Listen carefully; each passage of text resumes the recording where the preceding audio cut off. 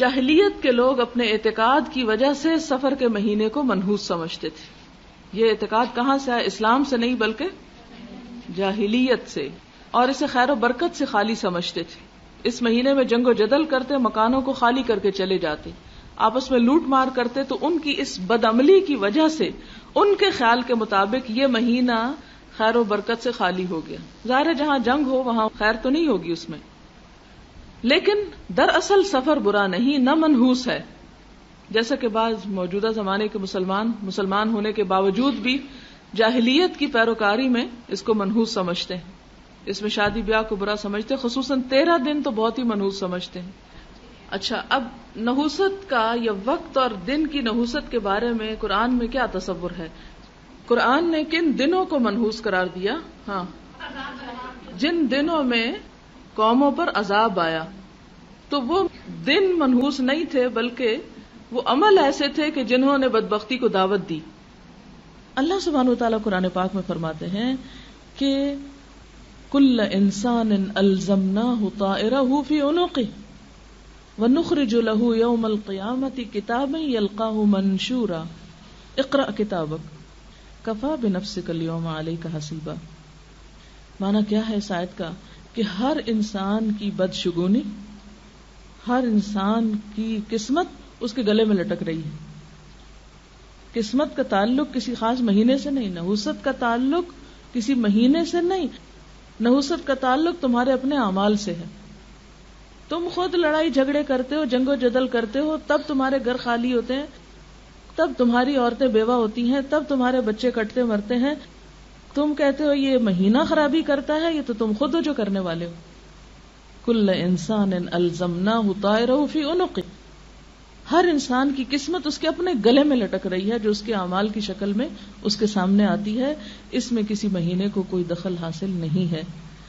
بہرحال ان کا اعتقاد کیا تھا کہ یہ مہینہ جو ہے یہ خیر و برکت سے خالی ہے، اس میں کوئی خیر نہیں، اس میں کوئی بھلائی نہیں.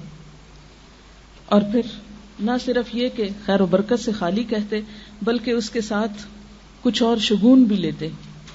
عربوں کے ہاں بہت سے توہمات تھے.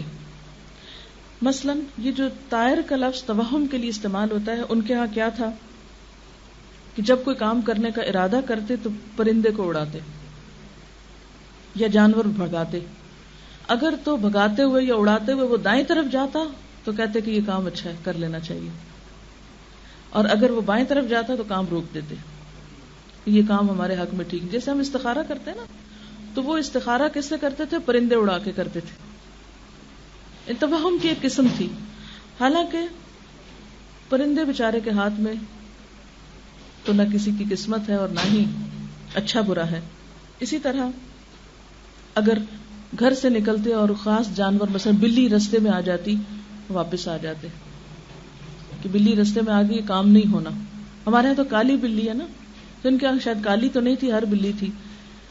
اسی طرح اگر کوئی کوا بول پڑتا تو اس کو بھی اپنے لیے منحوس قرار دیتے.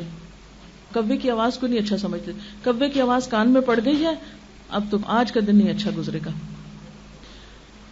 آج سویرے سویرے فلاں میرے منہ لگ گیا ہے، آج کا دن ضرور کوئی خرابی ہوگی. اس قسم کے توہمات ان اہل عرب کے ہاں بہت سے تھے.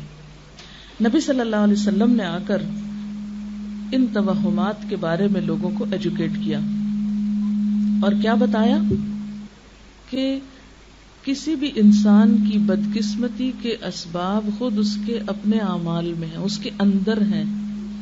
کسی طوطے، چڑیا، بلی میں نہیں ہے. کسی بلی کے ہاتھ میں، کسی کوے کے ہاتھ میں، کسی طوطے کے ہاتھ میں کسی کی قسمت نہیں ہے. کسی پرندے کے اڑنے یا کسی جانور کے بھاگنے سے کچھ بھی تم صحیح اندازہ نہیں لگا سکتے. یہ محض اتفاق ہے کہ وہ کدھر کو گیا. بعض اوقات ہوا کا رخ ہو سکتا ہے، بعض اوقات اڑانے کا اینگل ایسا ہو سکتا ہے. لہذا ان چیزوں سے تم توہمات سے اپنی قسمت منسوب نہ کرو. رسول اللہ صلی اللہ علیہ وسلم نے فرمایا، من رجعت الطیرۃ عن حاجتہ فقد اشرک.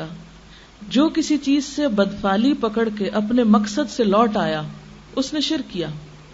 یعنی مثلا کوئی بلی دیکھ کے واپس آ گیا، اپنا کام چھوڑ دیا اس نے، تو اس نے شرک کیا. کیونکہ بلی کوئی قسمت بنا یا بگاڑ نہیں سکتی. بلی کے گزرنے سے کچھ نقصان نہیں ہوتا. اور اگر انسان یہ سمجھتا ہے کہ نقصان بلی کی چال میں ہے یا بلی گزرنے میں ہے تو یہ اس نے اللہ کے ساتھ شریک کر دیا. کیوں؟ اس لیے کہ ایک مسلمان کا عقیدہ یہ ہے کہ نفع اور نقصان سب اس کے ہاتھ میں ہے, کسی دوسرے کے ہاتھ میں نہیں ہے. صحابہ نے پوچھا, اے اللہ کے رسول صلی اللہ علیہ وسلم, ایسا شخص پھر کیا کفارہ دے کہ اس کی توبہ قبول ہو جائے؟ کیونکہ آپ کو معلوم ہے کہ شرک سب سے بڑا گناہ ہے. اللہ تعالیٰ سارے گناہ معاف کر دیں گے مگر شرک معاف نہیں ہوگا. تو صحابہ نے پوچھا کہ اگر ایسا کرنا شرک ہے تو شرک سے پھر کیسے ہم جان چھڑائیں؟ آپ نے فرمایا کہ وہ شخص یوں کہے, اللہم لا طیر الا طیرک ولا خیر الا خیرک ولا الہ غیرک ثم یمضی لحاجتہ. اے اللہ, تیری فال کے بغیر اور کوئی فال نہیں, یعنی اصل بھلائی تیرے ہاتھ میں ہے, تیری بھلائی کے بغیر کوئی اور بھلائی نہیں, تیرے سوا اور کوئی معبود نہیں. یہ الفاظ کہہ کہ اپنے کام کو چلا جائے, یہ اس کا کفارہ ہے.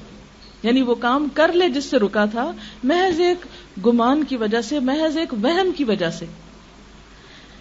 رسول اللہ صلی اللہ علیہ وسلم نے فرمایا, بدفالی ایک شرک ہے. یعنی بری فال لینا کسی چیز سے یا کسی چیز کو اپنے حق میں منحوس سمجھنا, یہ ایک شرک ہے. اس کو 3 مرتبہ فرمایا. اور ابن مسعود نے فرمایا کہ ہم میں ایسا کوئی نہیں جس کو خیال نہ آتا ہو کہ ہائے یہ ہو گیا تو اب پتہ نہیں آگے کیا ہوگا. یعنی وہم تو ہر ایک کو آتا ہے, یعنی شیطان ہر ایک کو خوف دلاتا ہے. مثلا عام طور پہ آپ دیکھیں ہمارے ہاں کس طرح طرح کے توہمات ہیں. مثال کے طور پر کسی بچی کی شادی کے موقع پر اگر خدا نہ خواستہ گھر کا کوئی بزرگ فوت ہو گیا جس کی موت کا دن پہلے سے لکھا ہوا تھا, اب وہ لڑکی خاندان والوں کے لیے منحوس قرار پاتی. اسی طرح بہت سے ایسی چیزیں ہیں. مثلا کسی شادی پر عموماً کسی بیوہ کو یا ایسی عورت جس کے بچے مر جائیں اس کو شریک نہیں ہونے دیتے کہ یہ نعوذ باللہ منحوس ہے, اس کے آنے سے یہ جس کی شادی ہو رہی ہے اس کے اوپر بھی اثر پڑے گا. کسی انسان کے اندر نحوست نہیں, نحوست باہر نہیں ہوتی, نحوست اپنے اندر ہوتی ہے. اللہ نے اگر ہمارے حق میں کچھ لکھ رکھا ہے تو وہ کوئی اس کو ٹال نہیں سکتا, اور اگر وہ ٹال دے تو کوئی اس کو ہمارے حق میں نقصان دہ کر نہیں سکتا.